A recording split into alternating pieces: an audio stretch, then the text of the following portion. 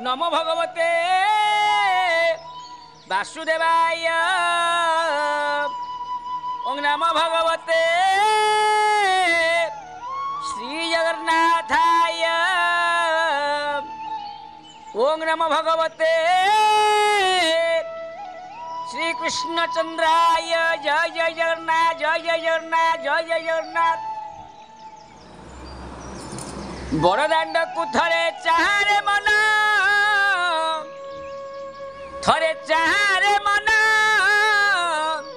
कि शोभा दिशंती चका नयन बड़दाण्ड को थरे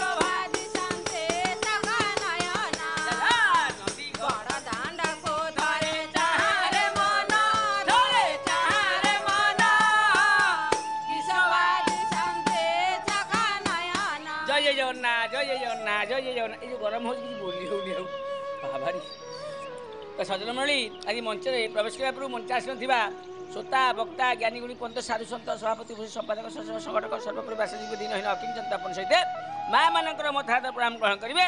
आज आलोच्य विषय होती श्रीमती भागवत महामंचर नवम स्कंदर 21 अध्याय दुष्मंत पुत्र वंश चरित्र वंशानुचरित आलोचना करवा। आलोचना पूर्व टे पारायण जा पारायण पर आम पूर्ण आलोचना को आसवा। एवं पीठर जे रक्षक माँ गीतांजलि आज पठन करेंगे जाऊ आपण मैंने श्रवण करवा हे। जय जय जगन्नाथ जय जय जगन्नाथ। नारायण नमस्कृत्य शैव नरोत्तम देवी सरस्वती व्यास मुखं करोति वाचालं पंगुलं हयते गिरि जदकृपा तमः वंदे परमानंद हे माधव पदुवळुची मकरंद तारिले ब्रजनारी से ब्रजनारी गपयरे मना राहु निरंतरे मना निरंतरे राहु हा कृष्ण बोले जे बजाओ हा कृष्ण बोले जाओ जीव मते उधार राधा दब जेते दोषा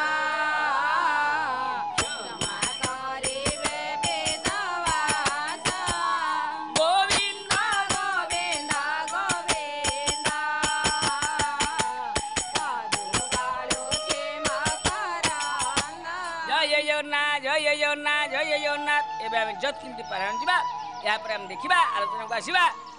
दुष्मंत पुत्र कौन वंशानुचरित नवम स्कंद 21 अध्याय दुष्मंत पुत्रंकर वंशा चरिता रचिता वने 21 श्री शुक उवाच शुक कहन्ति ज्ञान भावे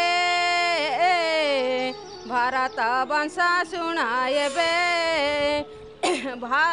भरद्वाजता दत्त पुत्र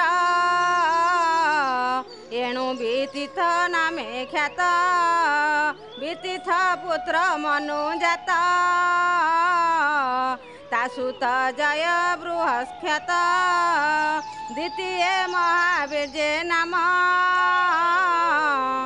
चतुर्थे नर हेला जन्म पंचम गर्ग नामे ख्यात हेमन्ते हेले पंचसुत नरतनय सुकृति ताहार दुईटी सन्तति प्रथम गुरु नामे ख्यात रन्ति देव द्वितीय सुत जाजस इह परलोके विप्र कहन्ति एके एके गोविन्द गोविन्द गोविन्द पदुगालु छे मकरन्द। जय जगन्नाथ जय जगन्नाथ।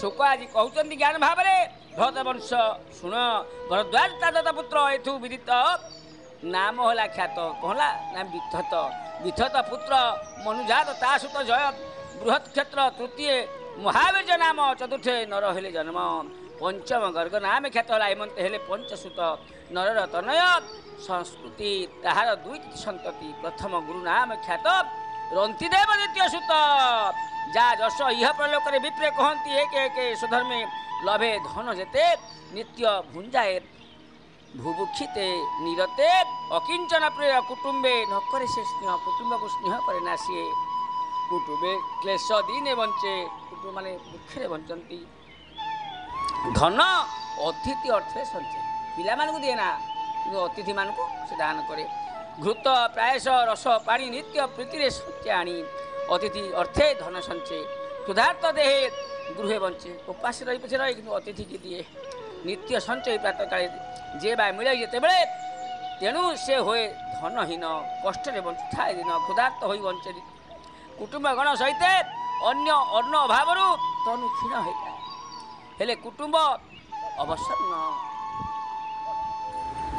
48 दिन गला जल मात्र से न पाइला क्षुधारे कंपे कलेवर जीर्ण होइला ता शरीर हे राजन शुद्ध मन शुण ता मंदिर एक दिन जड़े ब्राह्मण आसी पहुँचले तार अतिथि पूजा बेले आनंद भिक्षा देला ता अंते शूद्रक मिलला जी बा अवशेष अन्न कुटुंब करते भोजन ताकू भी से विष्णुप्राय मणि से शूद्र को भी देदेला से पुणी गृहे भुंजी था सबर स्वानर संगते द्वारे मिलला रात्रि आसी सबर पूरा स्वान सहित आसी द्वारे मिलला ता द्वारे बसी कौन कहला ना भो राजा भक्ष्य दियो मते भुंजी भी स्वानर सहित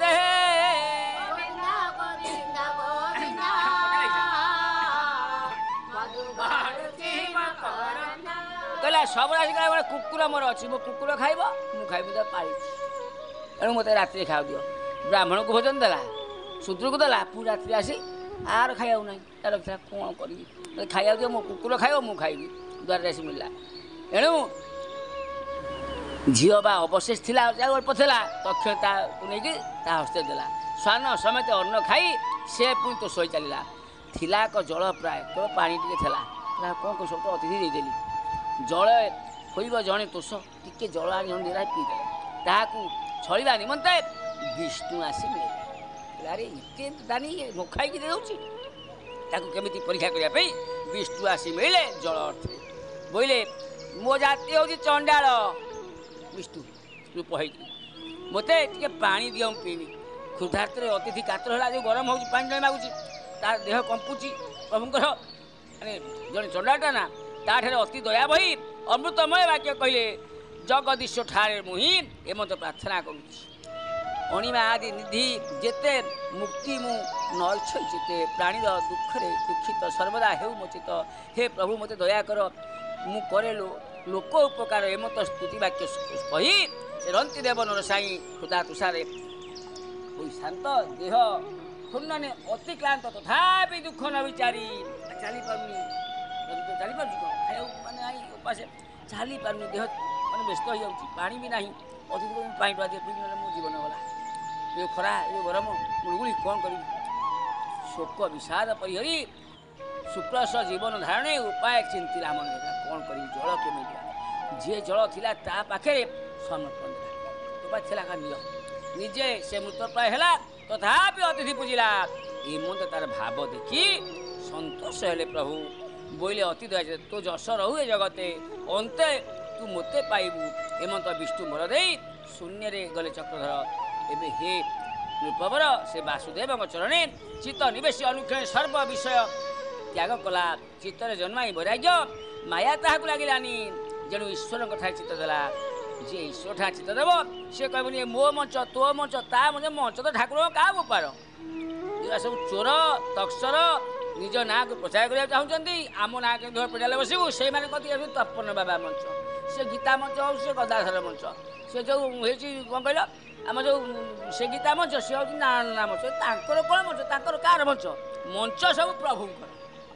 ଶୀତେ ରହିବିନି ଇଥେ ରହିବିନି। ଠାକୁରଙ୍କୁ ଯିଏ ସମର୍ପଣ ହେଇଗଲା ତାର କାହିଁ କ'ଣ ଆବଶ୍ୟକ? କାହା ନାଁ ହଉ, ମୋ ନାଁ ହଉ, ତୋ ନାଁ ତୁ କିଏ? ତୋ ନାଁ କ'ଣ? ତୋ ନାଁ ହବ ନାଁ କ'ଣ? ତୋ ବାପା ବୋଉ ନାଁ ଯେମିତି ତୋ ନାଁ ଅମୁକ ବାସ କି ମାଳ କି ଗୀତା। ତୋ ନାଁ ତୁ ନିଜ ନାଁ ଜାଣିଛୁ ନା? ମଞ୍ଚ କାହାର ନୁହଁ, ମଞ୍ଚ ହେଉଛି ପ୍ରଭୁଙ୍କର। ସେଥିପାଇଁ ନିଜେ ସମର୍ପିତ ହୋଇଯାଇଛି ପ୍ରଭୁଠାରେ। ସ୍ତ୍ରୀର ନାହିଁ, ପୁଅ ନାହିଁ, କାହା ନାହିଁ। ମଞ୍ଚ ଭାଗବତ କହିବ ମାନେ ଭାଗବତ ଗ୍ରୁପ୍ଟା ଯେ ଭାଗବତ ସମସ୍ତଙ୍କର। ମୋର ତାର ଇଏ ନାହିଁ, ମୁଁ ସେ ମଞ୍ଚର ଏ ମଞ୍ଚ ଏମିତି ନାହିଁ ଆଜ୍ଞା। ମଞ୍ଚ ସମସ୍ତଙ୍କର। ଯେଣୁ ଈଶ୍ୱର ସେ ଚିତ୍ତ ଦେଲା ତାହାର ନିଜ ଆତ୍ମଜନ ସକଳେ ବିଷ୍ଣୁ ମଗ୍ନ ହେଲେ। ପରମ ଯୋଗ ସେ ଲଭିଲେ, ପରମ ବ୍ରହ୍ମଳୀନ ହେଲେ। ମନୁ ନୃପର ଗର୍ଗସୁତ ତାଠାରୁ ଶନି ହେଲା ଜାତ। ସିନି ତାହାର ପୁତ୍ର ଗାର୍ଗ ଜାଣ, ସେ ପୁଣି ହେଲା ବ୍ରାହ୍ମଣ। ମନୁ ନୃପର ଆର ପୁତ୍ର ହେଲା ଯାହା ନାମ ମହାବୀର୍ଯ୍ୟରେ ଖ୍ୟାତ ହେଲା। ତାହାର ହେଲା କୁମର। ତାକୁ ମନା କ'ଣ ନା ଦୁରିତକ୍ଷ ନାମ ତାର। ତାଠାରୁ କବି ତ୍ରୟାରୁଣୀ ପୁଷ୍କରାରୁଣୀ ପୁତ୍ର 3 ମନୁର ଜଣୁ ପଞ୍ଚପୁତ୍ର। ଜ୍ୟେଷ୍ଠ ଚଇରେ ବୃହତ୍ କ୍ଷେତ୍ର ହସ୍ତି ଯେ ତାହାର କୁମର। ଆଉ କିଏ ନା ବସାଇ ହସ୍ତିନା ନଗର। ହସ୍ତିର ପୁତ୍ର ଅଜମିଢ଼କୁ ଦ୍ୱିମିଢ଼ ଆଉ ପୁରୁମିଢ଼ ପ୍ରୟମେଧାଦି ଦ୍ୱିଜଗଣ ଅଜମିଢ଼ ବଂଶ ଉତ୍ପନ୍ନ ହେଲେ। ବୃହତ୍ ଦିଖୁ ଅଜମିଢ଼ର ତା ସୁତ ବୃହଧନୁ ବୀର ତାର କୁମର ବୃହତ୍କାୟ ଜୟତ୍ରଥ ତା ତନୟ ହେଲେ। ବିଶଦ ତାର ବୀର୍ଯ୍ୟ ଜାତ ହେଲେ। ତା ତନୟ ସେନଜିତ, ସେନଜିତରୁ ରୁଚିରାଶ୍ଵ ହେଲେ। ଆଉ ରଶ୍ୟରେ ଦୃଢ଼ହନୁ କାଶ୍ୟ, ରୁଚିକାଶ୍ୟର ପୁତ୍ର ପାର ପୃଥୁସେନ ତାର କୁମର। ପାରର ନିପ ନାମେ ପୁତ୍ର, ତାହାର ହେଲେ 100 ପୁତ୍ର। ଶୁକ କନ୍ୟା କୃତା ଗର୍ଭରେ ସେ ଏକ ପୁତ୍ର ଲାଭ କରେ ଯାହାର ନାମ ବ୍ରହ୍ମଦତ୍ୟ। ସେ ନିତ୍ୟ ଯୋଗ ଜ୍ଞାନରେ ରତ ଥାଏ। ତାହାର ପତ୍ନୀ ସରସ୍ୱତୀ। ବିଶ୍ୱକ୍ସେନ ତାର ସନ୍ତତି। ସେ ବିଶ୍ୱକ୍ସେନ ଯୋଗ କଲା। ଜୈବିଷ୍ୟକୁ ଆରାଧନା କଲା। ଯୋଗଶାସ୍ତ୍ର ତନ୍ତ୍ରମାନ ଅନେକ କଲା ପ୍ରଣୟନ। ତାର ସୁତ ଉଦକ୍ସନ ଭଲ୍ଲାଦ ତାର ଜନ୍ମ ହେଲା। ହସ୍ତି ନୃପତି ଆର ସୁତ ଦ୍ୱିମେଢ଼ ନାମରେ ସେ ଖ୍ୟାତ ହେଲା। ଦ୍ୱିମେଢ଼ ପୁତ୍ର ଜବିନର କୃତିମାନ ତାର କୁମର। ସତ୍ୟ ଧୃତି ତାର ନନ୍ଦନ। ଦୃଢ଼ ମେ ନେମି ତା ତହୁ ଜନ୍ମ ହେଲା। ସୁପାର୍ଶ୍ୱ ତାର କୁମର ହେଲା। ସୁମତି ନାମେ ସୁତ ତାର। ତା ସୁତ ଉନ୍ନତିମାନ ହେଲା। କୃତି ତାର ନନ୍ଦନ ହେଲା। ତାପରେ କ'ଣ ହେଇଛି ଆଉ କିଏ ଜନ୍ମ ହେଲା ଆମେ ଦେଖିବା। ଏବେ ସମୟ ହେଲାଣି। ଶ୍ରୀମନ ନାରାୟଣ ନାରାୟଣ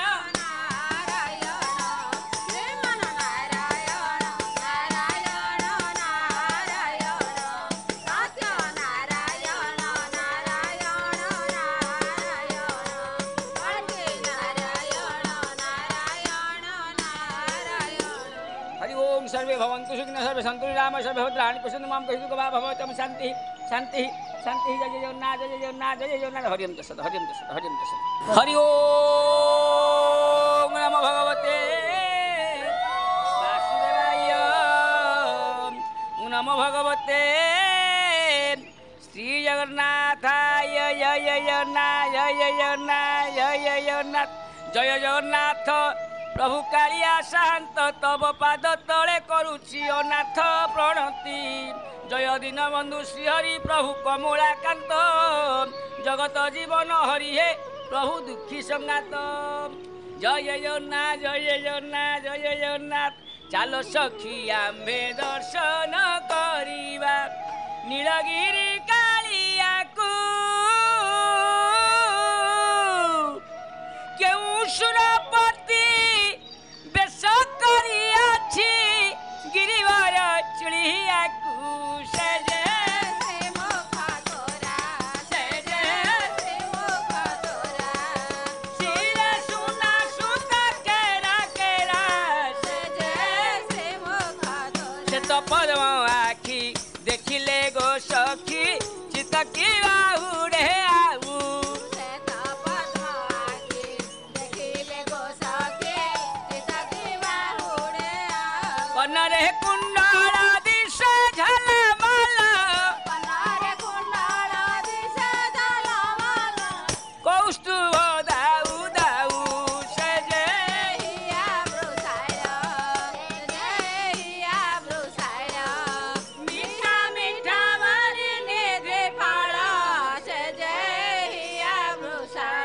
ଶଙ୍ଖ ଚକ୍ର ଗଦା ପଦ୍ମ ମହାବାହୁ ଧରିଛନ୍ତି ଆଣ୍ଟ କରି ଶଙ୍ଖ ଚକ୍ର ଗଦା ପଦ୍ମ ମହାବାହୁ ଧରିଛନ୍ତି ଆଣ୍ଟ କରି ଦୁଃସହ ଦୁର୍ଗତି ଗ୍ରହ ପୀଡ଼ା ମାନେ ଦୁର୍ଗତି ଗ୍ରହ ପୀଡ଼ା ମାନେ ଆଉ କି ପୋଷିବେ ଡରି ସେ ତ ଦୟା ସାଗର ସେ ତ ଦୟା ସାଗର ତାଙ୍କ ପାଦ ପଦ୍ମେ ଲୟ କର ସେ ତ ଦୟା ସାଗର ଶ୍ରୀ ପୁରୁଷୋତ୍ତମ ରହଣି କରିବା ଖାଇବା ଛଡ଼ା ତୁଳସୀ ସେ ପୁରୁଷୋତ୍ତମ ରହଣି କରିବା ଖାଇବା ଛଡ଼ା ତୁଳସୀ କହେ ସାଲ ବେଗ ସିଂହ ଦ୍ୱାର ଠାରେ କଏସାଲ ବେଗ ସିଂହଦ୍ୱାର ଠାରେ ହୋଇଥିବା କ୍ଷେତ୍ରବାସୀ ସେ ଯେ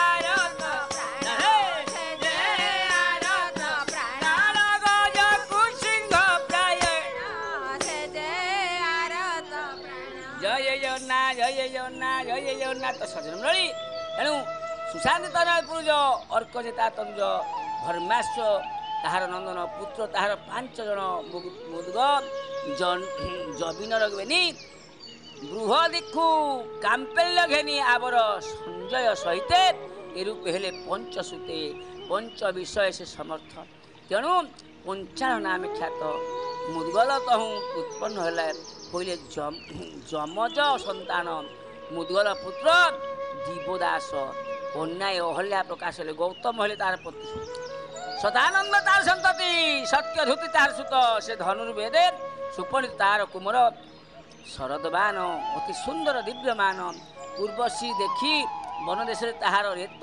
ବାମ ବସେ ଆଜି ରେତ କାମ ବସରେ ଧରି ନ ପାରିଲା ଅଦମ୍ଭେ ତକ୍ଷଣେ ପଡ଼େ ସରସ୍ତମ୍ଭରେ ପୁତ୍ର ଦୁଇଟା ଜାତ ହେଲେ ବନେ ହୋଇଲେ ଅରକ୍ଷିତ ଏମନ୍ତ ପାହିଲା ରାତି ଶାନ୍ତନୁ କରେ ଧନୁ ଘେନି ମୃଗୟା ଅର୍ଥେ ବନେ ଗଲା ସେ କନ୍ୟା ପୁତ୍ରକୁ ଦେଖିଲା ମନେ ସନ୍ଦେହ ବିଚାରିଲା ଅଦ୍ଭୁତ କନ୍ୟା ପୁତ୍ର ଇଏ କିଏ କାହାର କନ୍ୟା ସୁତ ବନେ ଅଛନ୍ତି ଅରକ୍ଷିତ ଭାବରେ ଏମନ୍ତେ ଚିତ୍ତେ କୃପା କରି କନ୍ୟା କୁମର କୂଳେ ଧରି ମନ୍ଦିରେ ମିଳିଲେ ସେ ରାଜନ କନ୍ୟା କୁମରେ ଦେଲା ନାମ କୃପାବଶରୁ କୃପ ନାମ ହେଲା ଅତି ସୁନ୍ଦର ଅନୁପମ କନ୍ୟା ନାମ କୃପା ଦେଲା ଆଜି କୃପୀ କୃପା କୃପ ଏବଂ କୃପୀ ଦ୍ରୋଣେ ତାହାକୁ ବିବାହ କଲା ତେଣୁ ଇଏ ହେଉଛି ନବମ ସ୍କନ୍ଦର ବଂଶାନ ଚରିତ୍ର ହେ ରାଜା ଦୃଢ଼ ଚିତ୍ତରେ ଶୁଣ ଯିଆକୁ ଶୁଣିବ ସଂସାର କରିବ କୃଷ୍ଣ ଚରିତ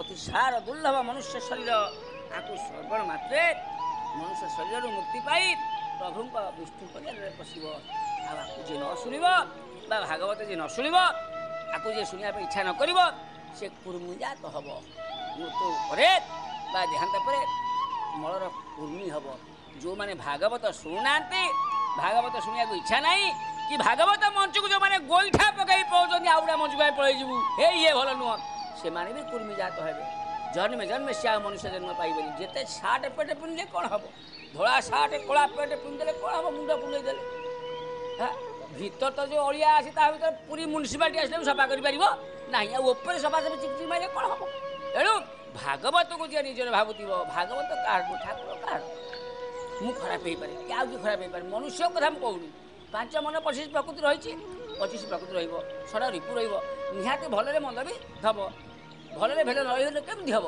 ତେଣୁ ଭଲଟାକୁ ଆମେ ଗ୍ରହଣ କରିବା ଖରାପଟାକୁ ବାହାର କରିଦେବା ନା ଆମ ନା ହଉ ଭାଗବତକୁ ଯିଏ ଗୋଇଠା ପକେଇ ଏ ମଞ୍ଚକୁ ଚାଲି ଯାଉଛନ୍ତି ସେମାନେ କୁର୍ମୀ ଜନ୍ମ ହେବେ ଆଜ୍ଞା କୀଟ ଏ ସତ୍ୟ ସତ୍ୟ ଏଇ ବ୍ୟାସରେ ବସି କହୁଛି ନିଶ୍ଚିତ ଭାଗବତ ପ୍ରମାଣ କରୁଛନ୍ତି ବା ଭାଗବତ କହୁଛନ୍ତି ମୋହରେ ସଦାଚାର ନାହିଁ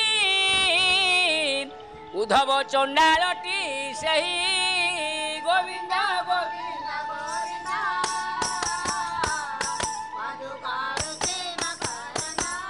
যে করে তা নাম প্রচার হুই কীটরে সম্ভার গোবিন্দ গোবিন্দ